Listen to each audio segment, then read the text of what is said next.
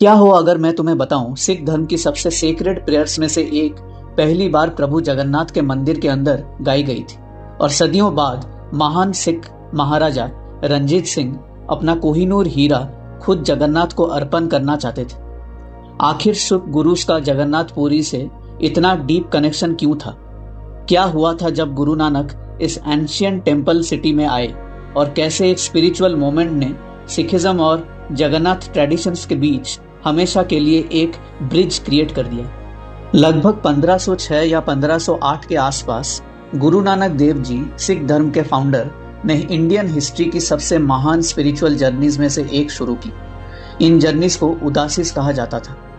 वो पहाड़ों, desserts, forests, temples, mosques और किंगडम्स में ट्रैवल करते रहे, एक सिंपल ट्रूथ स्प्रेड करते हुए। सिर्फ एक डिवाइन रियलिटी है, ना डिविजन्स, ना ईगो, ना हेट्रेड। और इंडिया की अपनी ईस्टर्न जर्नी का दौरान गुरु नानक पहुंच गए सब कॉन्टिनेंट के सबसे सेक्रेड पिलग्रिमेज साइट्स में से एक, पुरी, प्रभु जगन्नाथ की भूमि।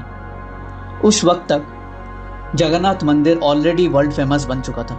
मिस्टिक्स, सेंट्स, राजा, योगीज और पिलग्रिम्स इंडिया के हर कोने से यहाँ आते थे जगन्नाथ की डिवाइन प्रेजेंस को एक्सपीरियंस करने।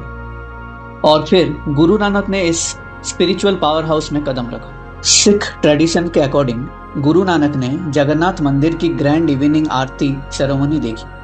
पुजारी बड़े बड़े दीपक लेकर चल रहे थे। शंख की आवाज पूरे मंदिर में गूंज रही थी। घंटियां जोर जोर से बज रही थी। एटमॉस्फेयर कंप्लीटली डिवाइन था।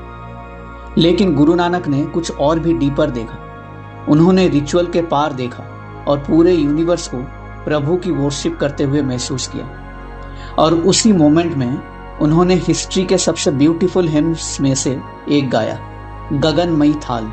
गुरु नानक के इस हिम्न ने वर्शिप की पूरी डेफिनेशन ही बदल दी। एक मेटल प्रेयर प्लेट की जगह पूरा आकाश ही थाल बन गया।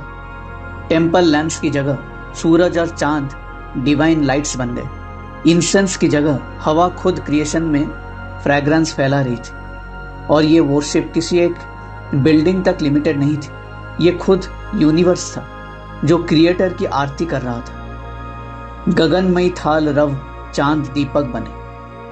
आज भी ये सेक्रेड हिम्न दिल्ली हरमंदिर साहिब यानी गोल्डन टेम्पल और दुनिया भर के काउंटलेस गुरुद्वाराज में रिसाइट किया जाता है।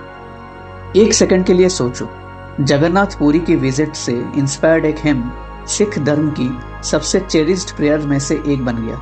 ये हिस्ट्री का वो पार्ट है जिसके बारे में ज्यादा लोग नहीं जानते।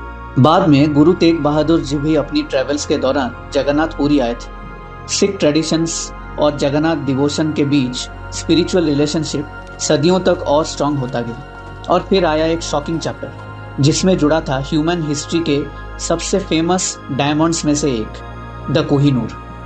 महाराजा रंजीत सिंह, पंजाब के लेजेंडरी सिख रूलर, जगन्नाथपुरी को डीपली रेस्पेक्ट करते थे। हिस्टोरिकल अकाउंट्स के अकॉर्डिंग 1839 में अपने डेथ बेड पर उन्होंने अपनी सबसे प्राइज्ड पोजीशन कोहिनूर डायमंड भगवान जगन्नाथ को डोनेट करने की इच्छा एक्सप्रेस की थी।